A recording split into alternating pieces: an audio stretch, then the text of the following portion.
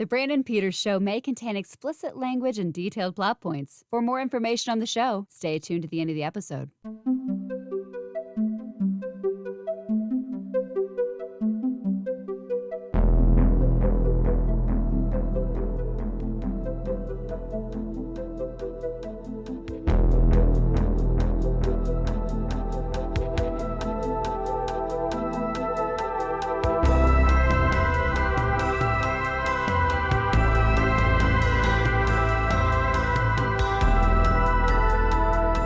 And now, here's Brandon. Welcome back to Old Space Show. I'm Brandon, and this is my companion. Hello, Tony. Back with you again to talk more wibbly-wobbly, timey-wimey stuff here. All right, this edition of Old Space Show will be exploring the time and space with the adventures of Doctor Who in his 7th iteration, along with his companion Mel Bush in season 24, Sylvester McCoy's first year as the Doctor. Today, we'll be talking the second serial, Paradise Towers. Yes. In Paradise Towers, the Doctor and Mel decide to visit the appropriately named Paradise Towers, a residential complex that promises a peaceful life to its residents. However, the establishment is far from what its name suggests. A conflict persists among the Kings, a humanesque, multicolor beings who gather in opposing gangs based on which color of the rainbow they wear. Furthermore, killer cleaning robots prowl the halls, and a secret in the complex's basement poses the greatest threat of all. All right, this is directed by Nicholas Mallet, who had directed the Trial of the Time Lord segment, Mysterious Planet, and will go on to direct what many might argue is the best Sylvester McCoy serial, Curse of Fenric.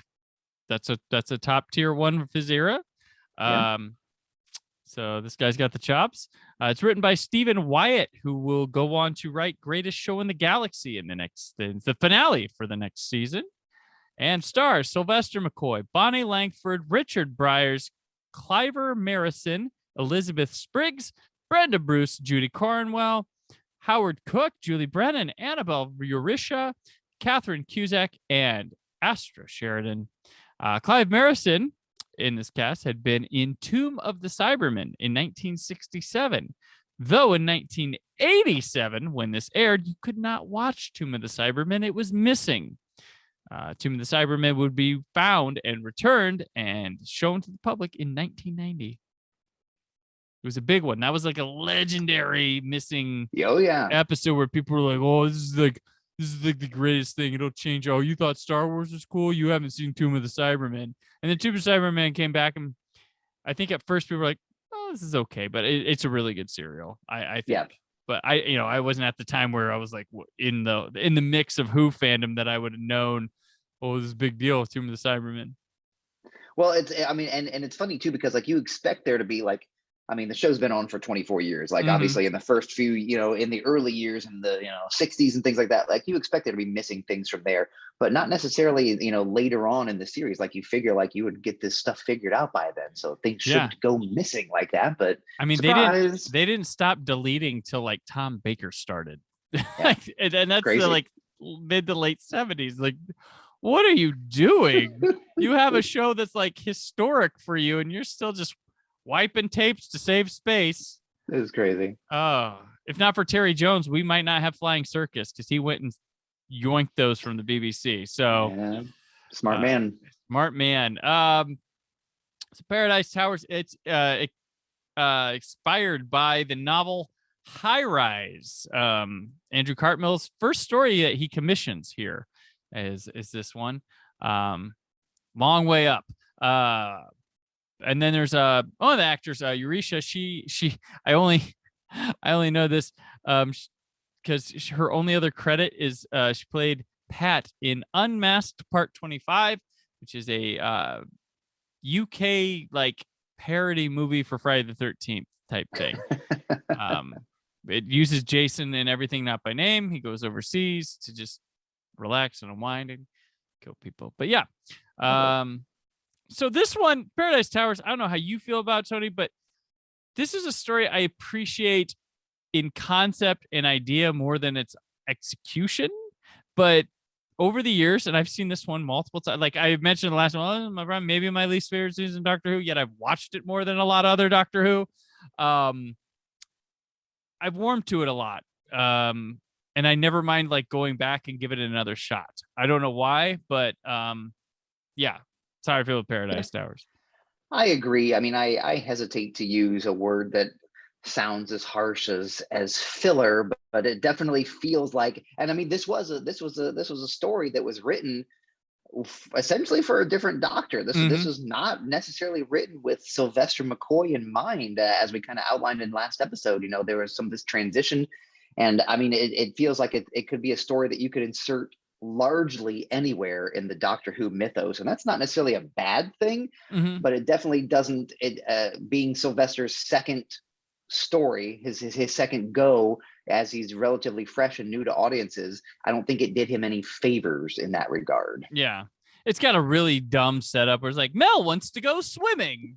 Right. Of all the things in the universe to do, to go swimming. It doesn't help people's love. Like, it doesn't help people love Mel anymore. It doesn't help the show sound like it's going for like, oh, let's go swimming at the Paradise Towers. Because the TARDIS has a pool, but it's broken or out of order at this time. And the area, the Paradise Towers, the set and the way they film it and everything, we talk about the public access aspect of it, but this feels like it looks like a laser tag arena and that we're watching some tournament on Nickelodeon or something like that. Sure. Yeah. I have a fondness for this kind of look, but I understand how people might not be able to just lose themselves in it. Right.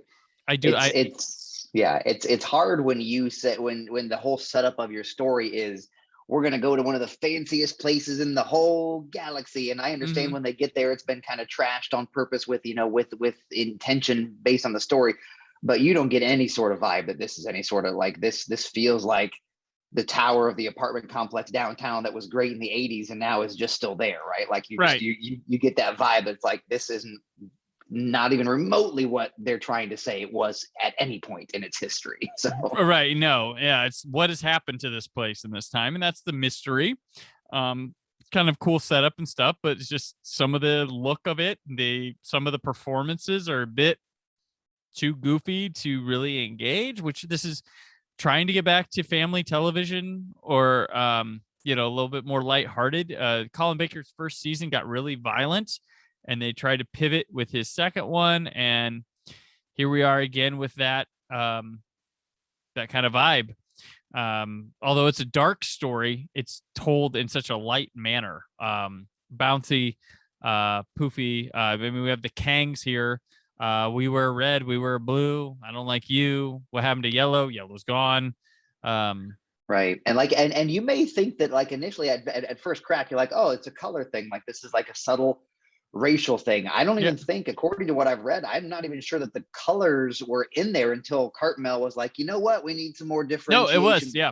Groups. So let's give them some rainbows and see what happens. So give some visual simplicity to it. Yeah. No, that's exactly what happened.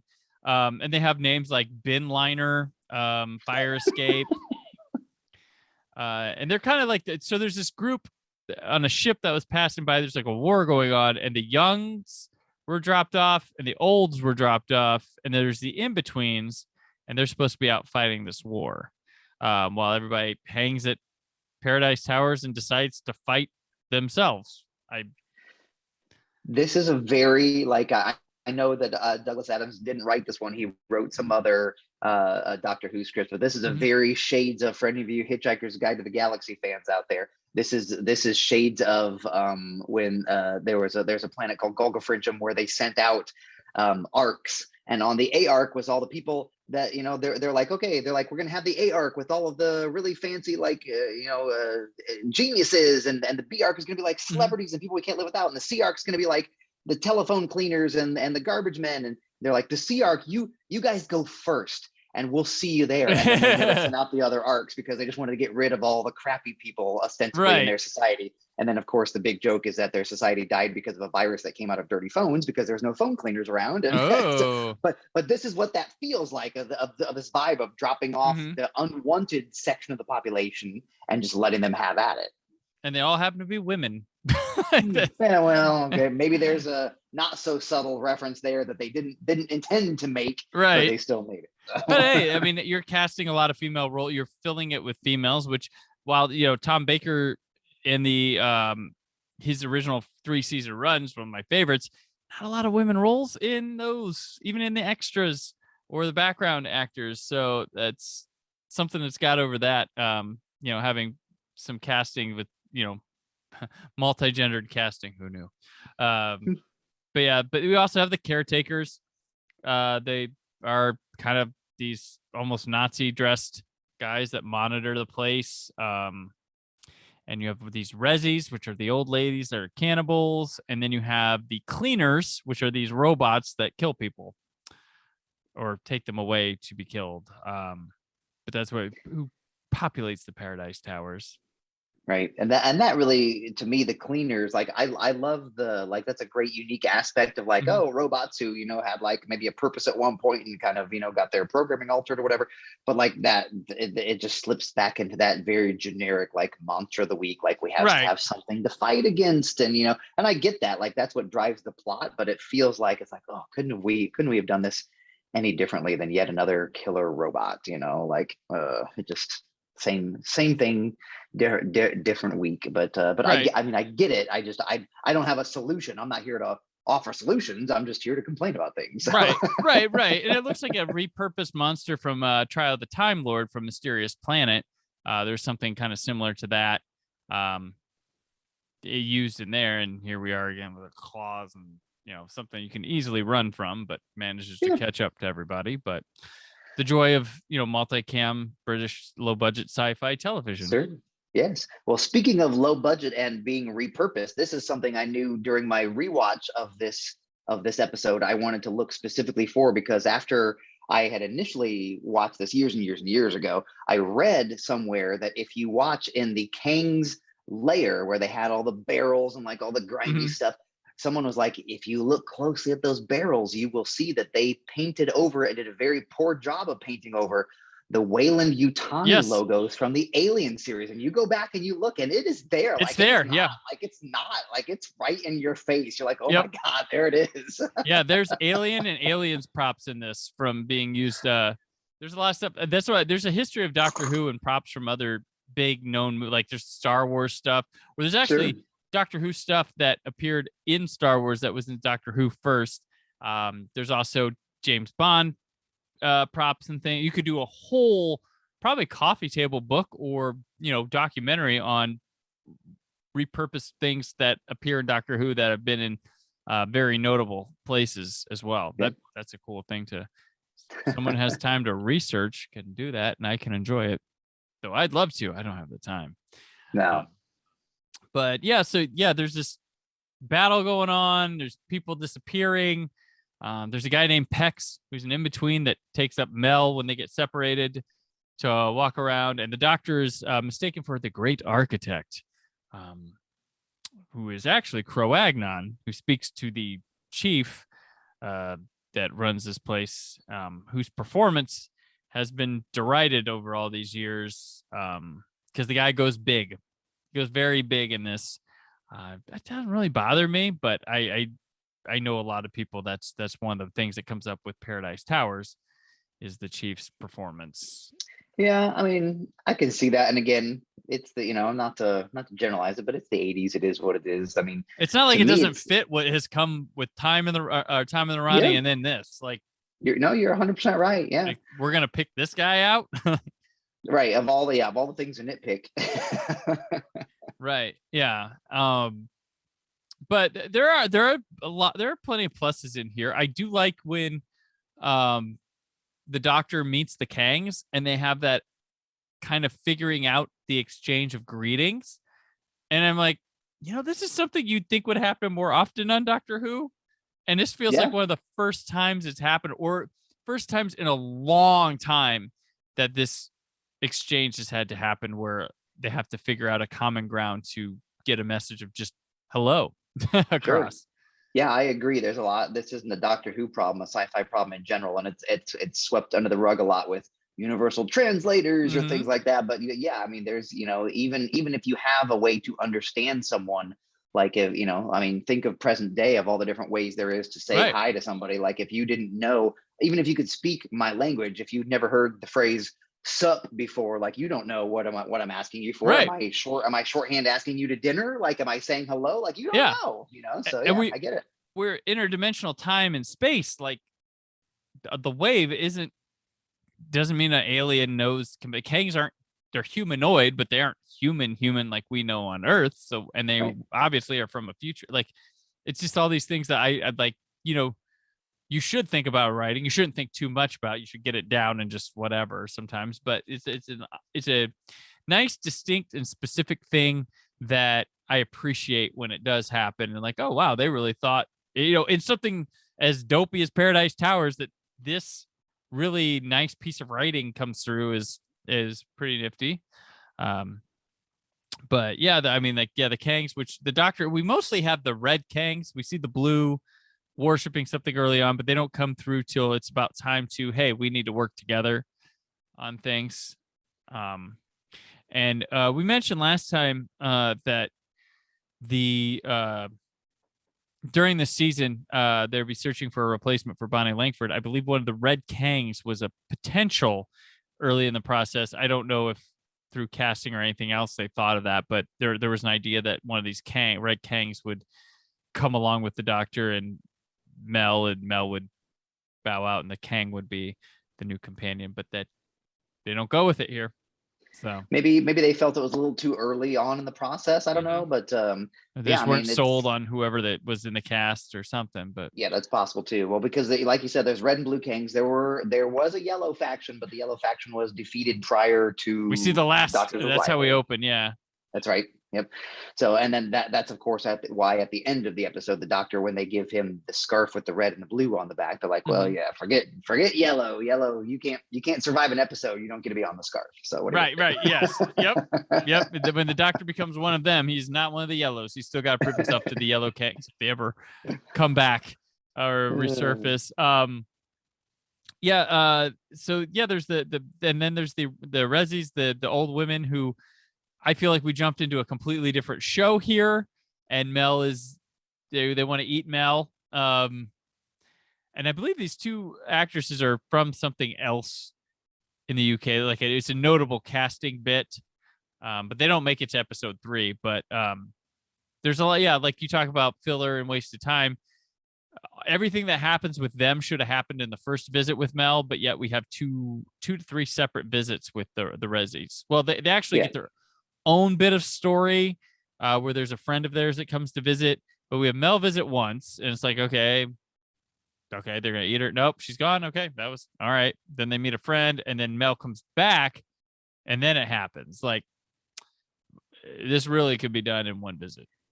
Right. Well, this is what we touched on this in the last episode, speaking about how a lot of these 4-part serials could have conceivably been 3-parters, and I think that, yeah, like you said, the filler aspect of this, it felt like it felt very disconnected from the rest of the episode. That's kind of one of my biggest, as I think about Paradise Towers, one of my biggest thematic issues is that a lot of it feels more convoluted or unnecessary than it has to be. Same thing with all the different, when you've got, the architect and he, reports to this guy, and then there's a lot of backstory, which I don't disprove of backstory, but sometimes it feels like it's just there for the sake of filling minutes on a screen, and that's where it's not enjoyable. Right, yeah. And then with Croagnon takes a while, like he's just these glowing eyes, and we could have gotten to him possessing the chief a little bit faster and have the chief, do more things or be more menacing rather than, all right, time's up, let him go nuts. Right. But yeah, and there's of course the weirdness of the lack of urgency with Mel in this whole story is kind of weird, because she's there. There's the danger of the Kangs. Then she sees the Doctor getting taken away by the guys watching the place, the caretakers. But yet she meets Pex, and she's like, "Well, I got to get to this pool. oh my gosh, I got to get to the pool. Listen, when you want to swim, you I want to guess. swim. There's not a lot of space in the old head for anything else when you're focused on getting your swim on. Yeah. So. Yeah. And then she gets to the pool and she gets in, and then there's like a little crab robot thing in there that's a cleaner itself. Right. It's kind of So cute.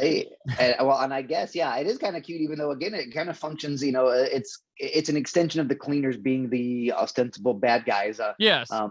Reading some notes, I guess in the original script, the pool was meant to be infested by a mutated monster, Right. but they decided through revisions and also budgeting, they're like, that's too much. That's another element we don't need. We can't afford a monster suit, so let's just make it an aquatic version of the cleaners and just call it a day. So right, yeah.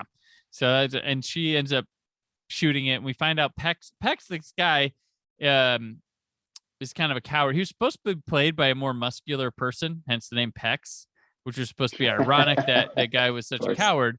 But Pex has an arc here where he's a stowaway. He didn't want to go fight the war, and so all the Kangs make fun of him. And with Mel, he kind of becomes who they say he is, despite her just like, hey, you can be whoever you want because I don't know you. But then in the end, he's sacrifices himself to save the day. Another story that ends with a sacrifice to explosion to save the day, just like the previous one. And the Kangs are known as wall scrawlers, so they take their color and they graffiti the walls, and they scrawl "Pex lives" is one of our last images seen in this. So he does have a nice little arc himself. Pex lives. It almost felt like they were trying to set something up for coming back at some point. Did he really die, or is that more thematic of like his ideals live on, or did he really die? I guess, but they obviously never came back to it. I guess they did consider. They had thought about writing a sequel to the story, but they wanted to focus, as well they should, on the Kangs, which is by far and away the most intriguing part of this story. But right. I guess the sequel would have taken the Kangs and sent them to boarding school, which I think sounds hilarious. And I'm shocked that like big fish wouldn't go on an audio drama on this. I mean, that sounds great. Sign me up. Right. Oh, yeah, I'm trying to think of a clever pun title, but it's not coming to me with the Kangs. But yeah, I would need some time to think on it. But if they if they wanted to take Pex lives as a more literal translation, he could be like the surprise, like the wizard behind the curtain headmaster of the school or something. Right. So. There you go. Yes. Oh, that's too good. Let's get fan writing here. Let's get to our cliffhangers here. The first one is just the caretaker merely saying that the doctor should be killed. Then that doesn't really result in much in the next one. And then the caretakers are breaking down the door at the Kangs, while Tabby and Tilda want to eat Mel. They put her in a net. So that's one. That's that cliffhanger episode 2.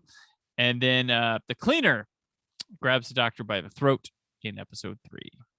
Gasp! All these things that seem they're like we gotta end on something big, like something serious has to happen. Well, let's threaten to kill a doctor. Let's put a claw around his throat. Like, I mean, things that you don't really think are going to be serious business, but you got to do something. You got to end it somewhere, and hit to the. That's right. That's what you got to do next time. But yeah, this one it has ideas and stuff. The score. So with this one and Time and the Ronnie, the scores here, they feel like they were done by people who made scores for like arcade games in the late 80s and early 90s.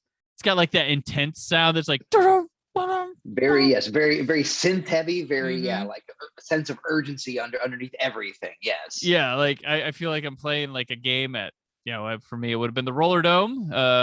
Yes, there you go. Back in Fort Wayne, Indiana. Absolutely. Would have been there playing my arcade games, or a Chuck E. Cheese, or Showbiz Pizza. Showbiz, that's right. Showbiz. But yeah, this one, I don't know. Like I want to like this a lot more. I recognize all the faults, but I can't help but revisit it all the time thinking about, I tend to do that with things like, where could we go better? Or what is good about this and stuff like that. So Sure. not the strongest. I like it better than Time in the Ronnie. But this is probably like in the McCoy era, this is probably just if the Time in the Ronnie's the bottom, this one's right on top of it. So yeah, and I mean too, but we're getting better. You are. We're moving in the right direction, slowly right. but surely. But yeah, you have to take kind of with a grain of salt the fact that again, this was not written for Sylvester McCoy, Right. and this is very early in that process where he was kind of thrown into the mix. And I know, he probably still had some reservations about, am I doing this right? Are we getting the vibe we want? And the good thing, I think we touched on this last episode too, is that, he is more willing to improvise or do things on the fly than Colin Baker was. So that opens him up to being able to find, I think, his footing and find the Seventh Doctor's voice, if you will, a little bit more easily than if you were like, no, we're just going to do what it says and whatever it is, like he was willing to experiment and kind of go down this winding path of figuring out how he could be the best Doctor he could be. Yeah, absolutely. And yeah, like you said, this season, 14 episodes in 32 days. That's not a lot of time. No, jeez, it's crazy. So, but yeah, they do what they can. But Tony, I believe it's time to reset the TARDIS coordinates and get us on to our next adventure in time and space. Till then, when can people keep up with you? Well, the easiest way is probably to swing by sciencefiction.com. I am the senior editor there, and I am always posting reviews and news stories, a lot of opinion pieces where you probably would love to come and disagree with me in the comments, and that's totally fine. So come do that. If you want to catch me on Twitter or Instagram or Facebook, it's just at Tony Schaab, and we can be friends that way too. He's asking you to rip him a new one, I believe. Please. Say. All right. Hashtag Kang Colors. That's with 2 Ks. Not 3, just 2. Just two. And I'm on Twitter and Instagram at Brandon4KUHD. Written work at whysoblue.com. There is more from the Brandon Peters Show this week. You love that summer of 82 at 40. Keep on doing it. But from old space, this is where yes, indeed. Somewhere there's danger, somewhere there's injustice, and somewhere else the tea's getting cold. Come on, Brandon. We've got work to do. Thank you for listening. The Brandon Peters Show is a Creative Zombie Studios production. Produced by Brad Shoemaker and Brandon Peters. Written and edited by Brandon Peters. Announcer vocals by Jessica Alsman. Theme song by Metavari. Web design and show art by Brad Shoemaker with Brandon Peters. All music and clips featured in the episode are property of their respective studios, and no infringement is intended. Additional information on this and other episodes at BrandonPetersShow.com. For any inquiries, press opportunities, or sponsorship, contact mail at BrandonPetersShow.com. The show is available on Apple Music, Spotify, or anywhere podcasts are found.